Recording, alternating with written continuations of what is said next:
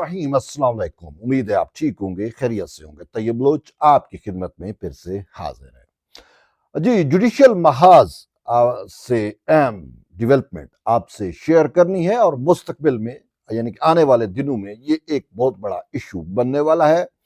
तो मैंने कहा क्यों ना आपसे डिस्कशन कर लें ताकि चीजें जो हैं वो क्लियर हो सके।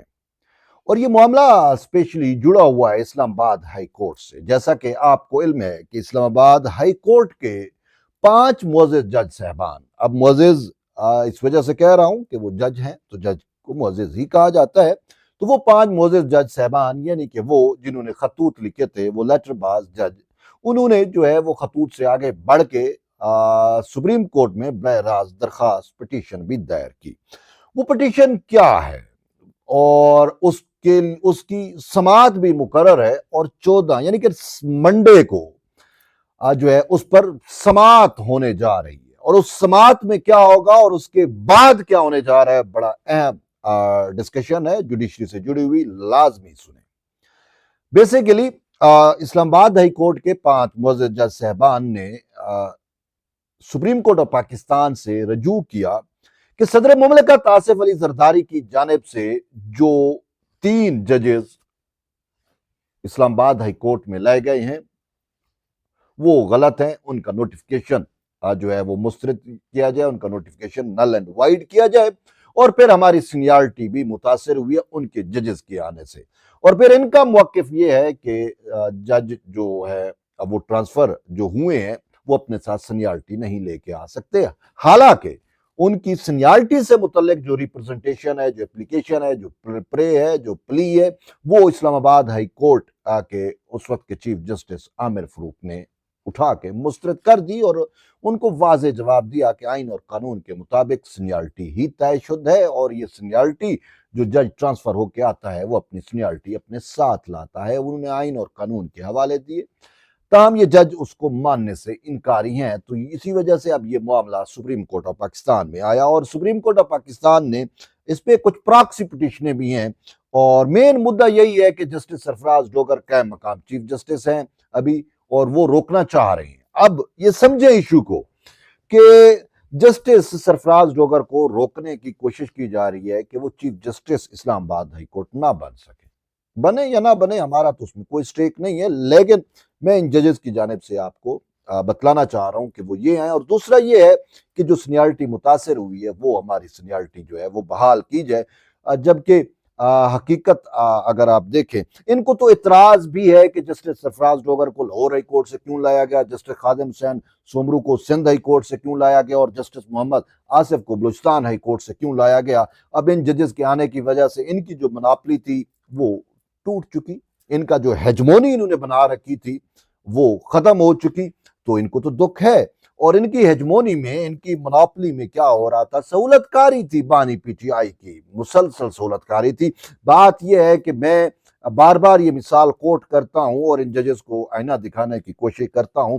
आज तक पूरी दुनिया की जुडिशरी, मैं स्पेशली पाकिस्तान की बात नहीं कर रहा, ओवरऑल वर्ल्ड की जुडिशरी की बात करो, आप किसी भी मुल्क में चले जाए, कि क्या एक केस बना ही नहीं है। यानी मुस्तकबिल में ये जज इतने पेशबीन थे, इनको इतना मुस्तकबिल का दराक था कि उन्होंने कहा कि बानी पीटीआई पे मुस्तकबिल में भी अगर कोई केस, कोई एफआईआर बंद रजिस्टर्ड होती है तो उसमें भी इसकी जमानत दे दी जाए। जमानत दे दी, बल्कि ये वो मुअज़्ज़िज़ जज साहबान। अच्छा, जब इनको जो है वो तंबीह की गई कि आप आइन और कानून के पाबंद हैं, आप सहूलतकारी को छोड़े, नजरियात को छोड़े, आपका पीटीआई से ताल्लुक तो हो सकता है लेकिन आप बानी पीटीआई आपके लीडर हो सकते हैं, लेकिन जो फैसला है वो आइन और कानून के मुताबिक होना चाहिए। तो इन्होंने इसको मुदाखलत गर्दाना और लेटर शुरू कर दिए। तो ये वो मुअज़्ज़िज़ जज साहबान है। अब इन्होंने जो पिटीशन दायर की है उसकी समाअत जो है वो होने जा रही है मंडे को। अब ये 14 को समाअत है, समझने की कोशिश करें, 14 को समाअत है और फिर 18 को, जो जराए ये क्लेम कर रहे हैं कि 18 को जुडिशियल कमीशन का इजलास है। और उस जुडिशियल कमीशन के इजलास का एजेंडा ये है कि जो कायम मकाम चीफ जस्टिस साहबान लगे हैं मुख्तलिफ हाई कोर्ट्स में, बाशमूल इस्लामाबाद हाई कोर्ट में, उनको मुस्तकिल किया जाए या मुस्तकिल चीफ जस्टिस की तैनाती की जाए हाई कोर्ट्स में, और उसमें इस्लामाबाद हाई कोर्ट भी है। तो इस्लामाबाद हाई कोर्ट का अगर आपको बताऊं कि चीफ जस्टिस आमिर फरूक जो थे वो सुप्रीम कोर्ट आ गए, तो वो ओहदा खाली हो गया और उस पर जस्टिस सरफराज डोगर को कायम मकाम चीफ जस्टिस का चार्ज दिया गया है। तो अब जुडिशल कमीशन जो है वो 18 को होने को है इजलास उसका, तो उसमें जो है मुस्तकिल चीफ जस्टिस की तैनाती होनी है। अब ये जो पिटीशन है, फिर ये जो मुकदमा है जो 14 को अप्रैल को समाअत के लिए लगेगा जस्टिस मोहम्मद अली मजहर की सरबराही में 5 रुकनी कॉन्स्टिट्यूशनल बेंच है, उसमें ये लगेगा और 18 को ये जुडिशल कमीशन का इजलास है। तो इसमें क्या हो सकता है, ये चीज बड़ी अहम है। टाइम देखे, चीजें देखे, अगरचे हमारा शुरू दिन से ये इतराज रहा, अभी बल्कि इतराज हुआ जब से इन मोअज़्ज़ज़ 5 जजेस की ये दरखास्त समाअत के लिए मुकर्रर की गई, तो इतराज तो बनता है, और वो इतराज कोई हवा में मैं कर नहीं रहा, लॉजिकल इतराज है। और वो इतराज ये है कि 26वीं तरमीम के बाद जब कॉन्स्टिट्यूशनल बेंच बने और ये चीजें हुई, तो उस टाइम ये तय हुआ था कि जो मुकदमा, जो दरखास्त पहले आएगी उसको समाअत के लिए पहले मुकर्रर किया जाएगा, हर चीज अपनी बारी पे आएगी। और जब इन जजेस की दरखास्त आई थी, हमने उस वक्त भी कहा था कि धीमे, जरा ठहर के, जरा सब्र के साथ इसकी दरखास्त की बारी अपने वक्त पे आएगी, क्योंकि इससे भी मोस्ट इम्पोर्टेंट केसेस, दरखास्तें अभी तक जेर इल्तवा है, पहले उनकी समाअत होगी। लेकिन हम क्या कह सकते हैं, सुप्रीम कोर्ट का अपना बिजनेस है, जजेस को जो नजर आया तो उन्होंने इन जजेस की जो है वो दरखास्त जल्द समाअत के लिए मुकर्रर की। तो इस पे मखसूस नशिस्तों वाला मामला आपके सामने है, वो आज तक समाअत नहीं है उसका। बाकी भी बड़े इश्यूज हैं, बड़े मामलात हैं जो समाअत का है। 26वीं तरमीम का मुकदमा खुद देख लें, वो भी दरखास्त पहले से आई हुई है, लेकिन उसको भी समाअत के लिए मुकर्रर नहीं किया गया। तो बहरहाल जो भी है अब मुझे ये वजह ये भी समझ आ रही है कि शायद 18 को इजलास है, तो उसी वजह से उन्होंने कहा होगा कि पहले इसका फैसला कर ले। अब बात यह है कि 14 को जो समाअत है उसमें तो नोटिस होंगे। अब उसमें क्या हो सकता है, उसमें मुझे तो ये लग रहा है, हो सकता है, मैं तो ये चाहूंगा कि 18 को जो जुडिशल कमीशन का इजलास है उससे पहले ही इन 5 जजेस की दरखास्त का फैसला कर लिया जाए, फैसला हो जाना चाहिए। लेकिन मुझे इसमें कुछ और चीज नजर आ रही है, वो ये है कि जो दरखास्त गुजार हैं वो सारे जो है वो उनकी ये प्ली होगी, ये सदा होगी कि मुकदमे को बेशक लगाएं ना लगाएं, लेकिन 18 को जो चीफ जस्टिस साहबान की तैनाती है, बाशमूल इस्लामाबाद हाई कोर्ट के चीफ जस्टिस की जो तैनाती जेर गौर आनी है जुडिशियल कमीशन में, उसको ना होने दिया जाए, वो इजलास मुलतवी कराया जाए, उस पर स्टे कराने की ये कोशिश करेंगे।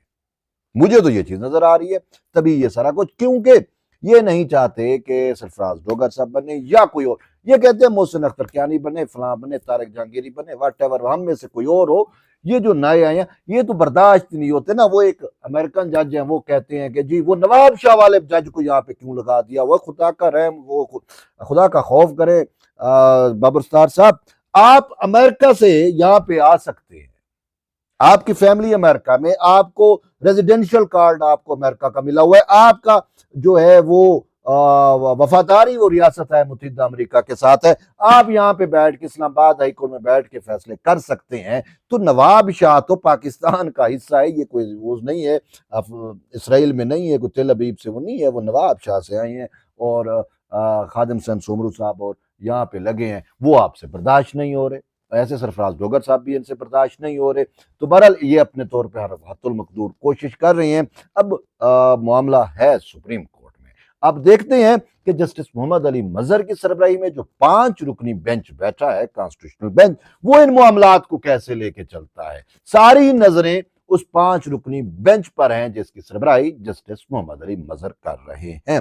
तो बहरहाल देखते हैं ये 14 अप्रैल को क्या होगा और फिर 18 अप्रैल को क्या होने जा रहा है। इस हवाले से जुड़े रहिए, जो भी अपडेट होगी, बड़ा इंटरेस्टिंग सिनेरियो डेवलप होने लगा है, तो हम आपको आगाह करेंगे।